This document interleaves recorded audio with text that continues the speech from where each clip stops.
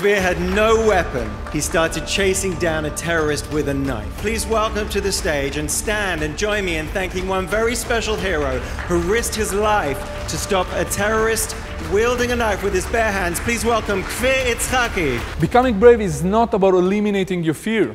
It's about harnessing it for your own benefit. Fear is not your enemy. And when it's used correctly, it's an atomic weapon. I started practicing martial arts at the age of 5, and I haven't missed a class since. Actually, it was my dad who wouldn't let me skip. Throughout my life, fear was always present. It was strong, live, and tangible. And as time went by, I've developed the ability to fear differently. I've learned to fear wisely.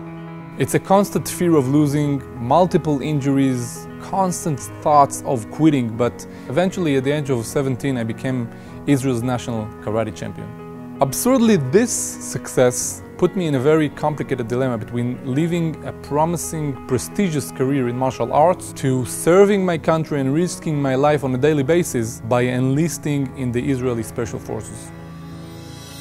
לך לך מארצך וממולדתך ומבית אביך אל הארץ אשר אראך. Sometimes we just need to forget everything we know in order to advance. Apart from countless close-quarter combat undercover operations in Duvdevan, I was appointed to be the chief Krav Maga instructor of the unit. After an extended service, I decided that I must share this life-saving knowledge with as many people as possible. With no prior experience in business, and while other CEOs are twice my age, I founded Instinct, an international self-defense organization with branches all over the world. We teach thousands of people every year how to use fear and win with it. Two of my most fearful moments were when I was on the verge of becoming blind due to a laser surgery that went wrong, and when I temporarily lost my short-term memory due to a training accident in the IDF. This is not including the time when I had to deliver myself, my second child, in an emergency home delivery.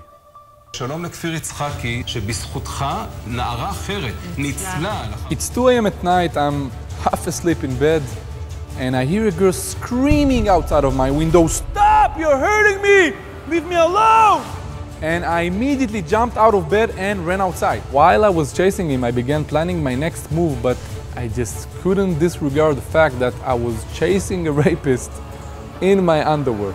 The pupils dilate, the pulse rises, blood circulates to the muscles, you become sharper, you become more aggressive, you become more accurate, and much more aware. You gather information better from the environment.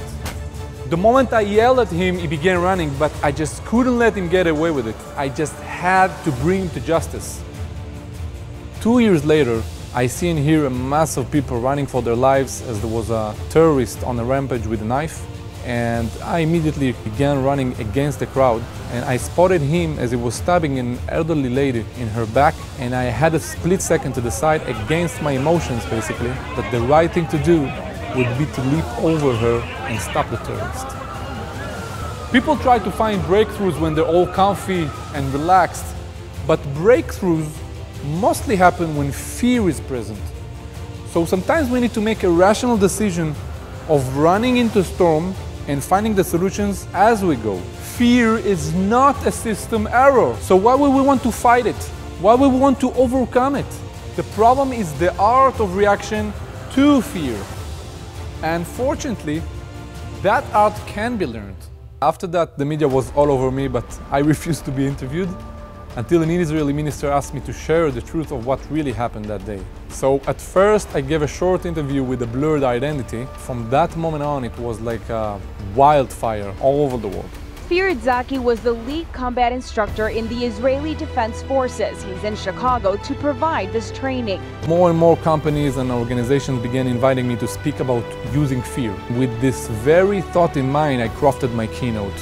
It was important for me to create something completely different that will entertain the audience, but also provide practical and reliable inspiration on how to be brave on the street, in business, and even for your family and for your country. So we brought you all the way here for everybody to meet you and to give you this. You are our Guardian of Israel. This is a Guardian of Israel award. Thank you very much for your support and future support. I believe that risking your life in order to save others, it's not a privilege. I see it as a duty. Do not stand idly by the blood of your neighbor.